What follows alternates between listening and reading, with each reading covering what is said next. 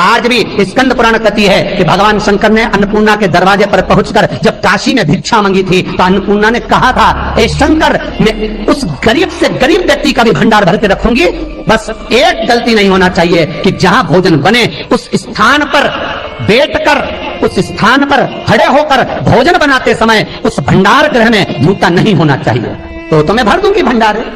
जिस प्लेटफॉर्म पर खड़े होकर माताएं भोजन बनाती, सब्जी बगाड़ती, वहीं पे हाथ में लेके चख लेते। हरिओ जगदम्बा, विचार तो करो। भले तुम भगवान को भोग नहीं लगा रही पर पति तो परमेश्वर है। भले तुम भगवान को भोग नहीं लगा रही पर पति तो परमेश्वर है। पति के लिए कहा परमेश्वर, मतलब भले भगवान की तुमने सेवा नहीं करी, भले अर्चना नहीं करी, भले पूजन नहीं करी, पर पति तो परमेश्वर है। तब में तो वही समझ आए। घर में जो सास रहती है वो भी तो माँ है, जो पिता रहता है वो भी तो बद्रीनारायण है। मारा फिर क्यों कर भी बनाना तो भी तुम्हारे घर में स्वाद नहीं रहेगा।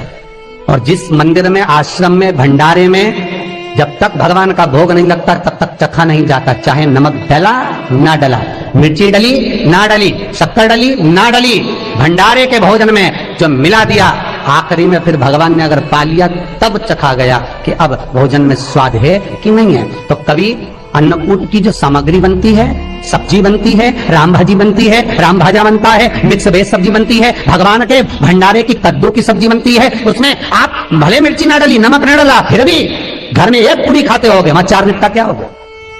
क्यों? क्योंकि वहां अन्नपूर्णा स्वयं देने के लिए तैयार खड़ी है। और हमारे घर में तुम चक चक के बना रही, बेटे को दूध भी दे रही तो बोतल में से 2 बूंद टपका के पहले चख ले रही।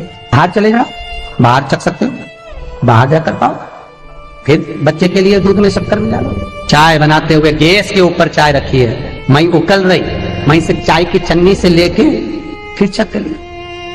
कैसे आए रे अन्नपूर्णा, ये तो बताओ। लोग कहते हैं हमारे घर में सारा सुख है गुरुजी, पर शांति नहीं है। हमने शांति ना जाने चली गई क्योंकि किचन में किच किच भरा गई। शांति कहां से होगी? इतना किच किच भरा हुआ है। प्रेम, करुणा, वात्सल्यता, स्नेह, समर्पण समाप्त हो गया। तो लड़का और लड़की का विवाह नहीं हो रहा, बहुत हताश हो गए, परेशान हो गए, विवाह संबंध जमी नहीं रहा।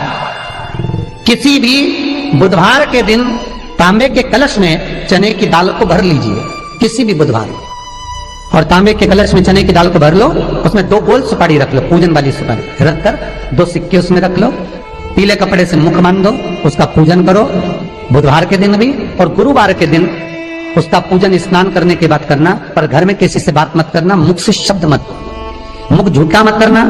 पूजन करने के बाद उल्टे हाथ पर कलश को रखकर सीधे हाथ से ढककर कोई ब्राह्मण के घर में जाकर साथ में किसी को ले जाओ, बिना बोले, बिना बात करे, बिना कहे, साथ जाकर ब्राह्मण का दरवाजा बजा दे, बात कर ले और तुम्हें गया वो, पर तुम्हें नहीं बोलना है। और वो कलश ब्राह्मण के अपनी कामना कर कर वो कलश का दान दे दिया जाए। महाराज ज्यादा से ज्यादा 4 महीना 3 महीने के अंदर विवाह संबंध पक्का हो जाता है। विवाह से चने की दाल का दान कुछ सहज नहीं है। जिस नारी का रजोधर्म के अंतर्गत नारी को जो परेशानियां होती हैं, कोई के 8 दिन पहले, 4 दिन पहले, 3 दिन पहले कहीं ना कहीं रजोधर्म के अंतर्गत जो बीमारियां होती हैं, उसके लिए महाराज 7 चने की दाल के दाने तुलसी महारानी के सामने कटोरी में रखकर तुलसी के 3 पत्ते उसमें डालकर अपनी मनोकामना कर कर तुलसी में 3 बार जल छोड़कर वो तुलसी और वो चने की दाल ले जाएं और उसको धीरे धीरे कर कर एक एक कर कर सुबह शाम दोपहर में उसको खा लीजिए। रजो धर्म से जुड़ी हुई परेशानी समाप्त। कुछ सहज नहीं है महाराज। चने की दाल को स्वर्ण दान का भी भाव कहा गया। हमारे हिंदू धर्म में चने की दाल को स्वर्ण दान भी करते हैं। जो व्यक्ति स्वर्ण दान नहीं कर पाता वो चने की दाल का दान कर देता है, तो स्वर्ण दान के बराबर मानने वाला। फिर निवेदन करा, चने की दाल का व्याख्यान वर्णन फिर किया गया। मान लो कोई प्लाट है, कोई प्रॉपर्टी है, कोई जमीन है, कोई जायदाद और नहीं बिक रही, बहुत परेशान हो गए, लाखों करोड़ों रुपए तुम्हारे डूब गए और ये प्रॉपर्टी बिके, तब तुम उबरो, तो उसके लिए चने की दाल को 1 रात्रि पहले रविवार के दिन घर में गला लीजिए और उसको गलाकर दूसरे दिन उसमें थोड़ा सा चंदन मिलाकर पीस लीजिए। पर पीसना आपको मिक्सर में नहीं है, पीसना आपको सिलबट्टे पर, चकोटी पर जो आपके यहाँ उससे उसको पीस लीजिए।